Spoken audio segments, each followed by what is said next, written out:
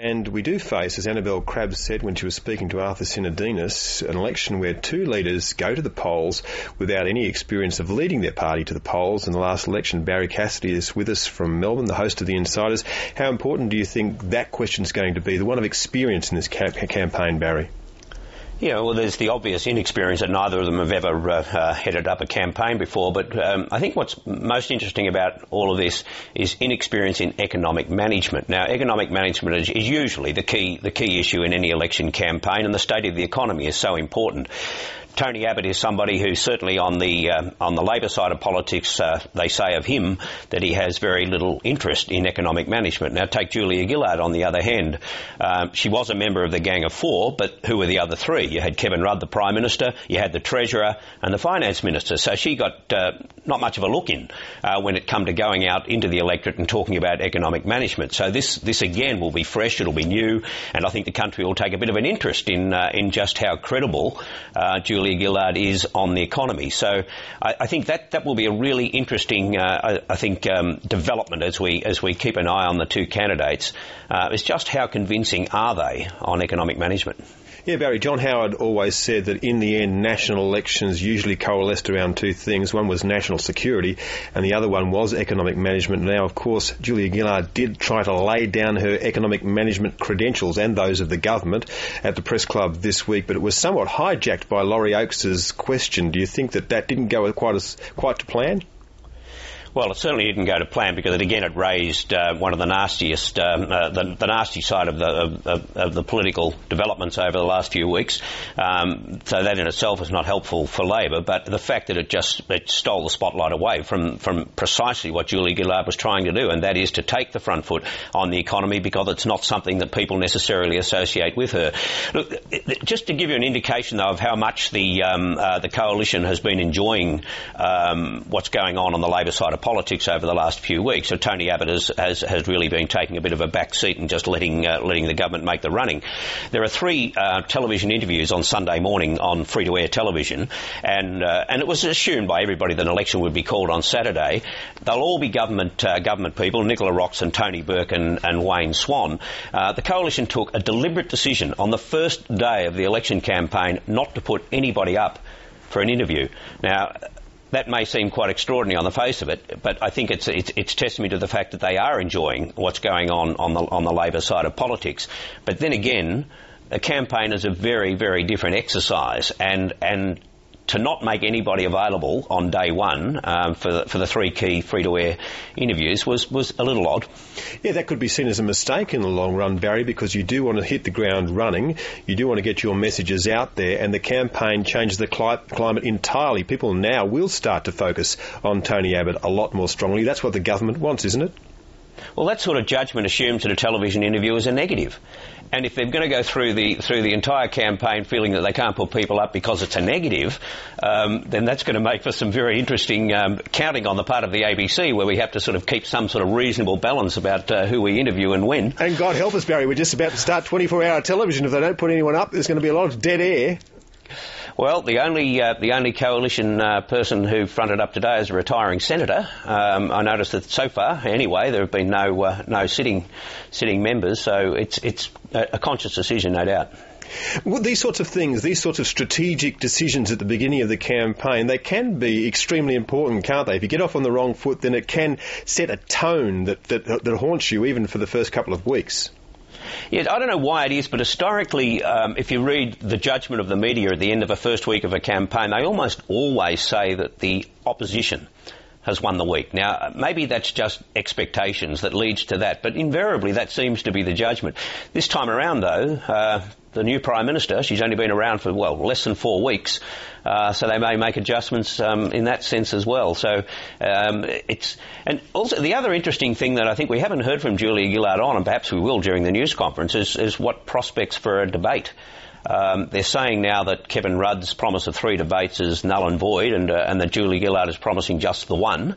And even that is not a promise because they need to go through the details and discuss precisely the nature of it, where it'll be, and the rules and regulations. But I think at the very best, we can expect one debate during the election. We're just seeing now, Barry, some of the vision of earlier in the day where we saw the Prime Minister making her journey. Of course, came from Melbourne this morning, landed in Canberra around about 8:40 this morning, went to Parliament House.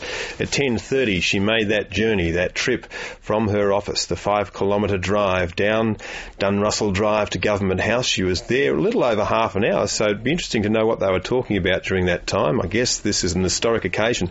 First time we've ever seen a female Governor-General and a female Prime Minister performing that particular part of our history. She's now back in Parliament House, and we are expecting that around about noon we will hear from her, and she will set the agenda for this campaign. And of course, that'll be a very important thing. And then hopefully, not too long after that, we'll hear Tony Abbott's response, and then they're going to run a dead bat, according to Barrie Cassidy. We're not going to see anybody after that for the next 24 hours, which is a very, very interesting decision on behalf of the coalition.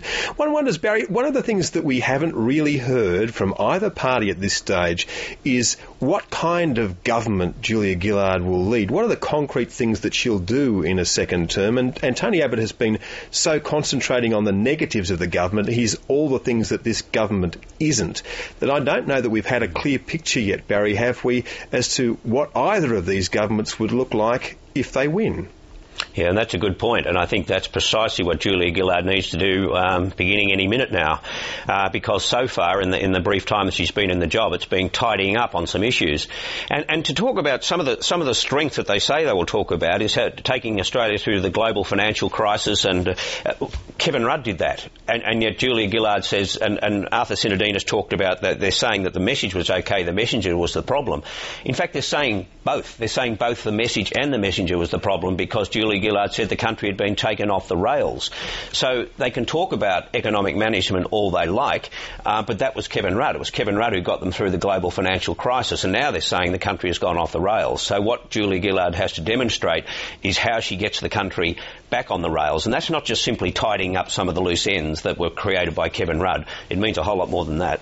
Barry, do you think that it was actually necessary for the Labor Party to make this change? Certainly, you got every sense from the coalition that they thought that they could beat Kevin Rudd, and it appeared to me, at least at the outset, that Tony Abbott was somewhat wrong-footed by the fact that Julia Gillard had taken over the top job. So do you think that that was an important change for the Labor Party to make? Well, I think some of the where we tend to get some of this analysis wrong is to say that Kevin Rudd was replaced because the polls were terrible.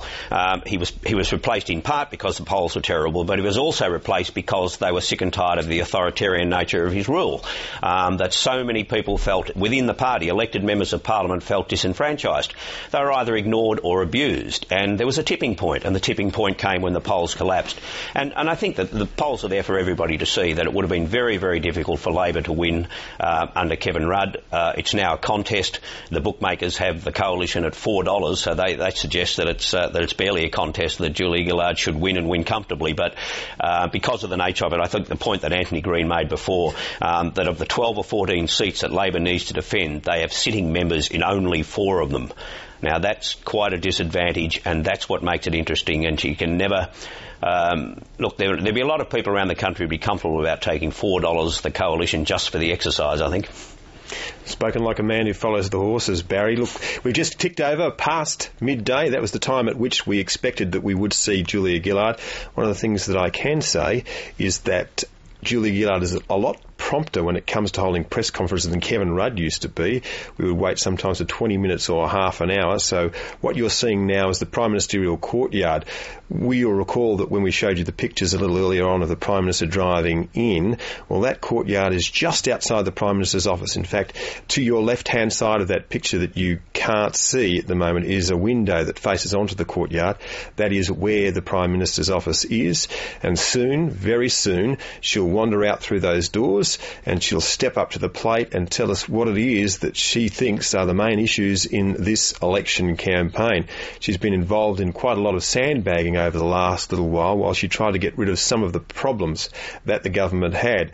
Of course, she said that there were 3 things that she needed to do. She needed to tick off the mining tax. She did that in the first week, and somewhat more successfully than she controlled border security in the second week. The third thing that she said that she was going to do was to do something about climate change, to give the country some some sort of idea about what the government would do into the future. Now, we know she's not going to go ahead with the government's carbon pollution reduction scheme until at least 2013. But she didn't tick this off before the campaign. And Barrie Cassidy, do you think this is something she genuinely does need to address in the campaign? And very early on, I would have thought, because she has said in the last few days that she still had a bit of governing to do. And I think people assumed, I think reasonably, that what she had in mind there was climate change. Cabinet was meeting on the issue, and you would have thought there'd be some announcements on that. Now she's doing it in the context of an election campaign. Now, it's true that nothing flowing from what she'll say will immediately anyway need legislative support, so it's not a matter for the Parliament. But nevertheless, it shows you that whatever the response to climate change is going to be during the campaign, it will be essentially rhetorical.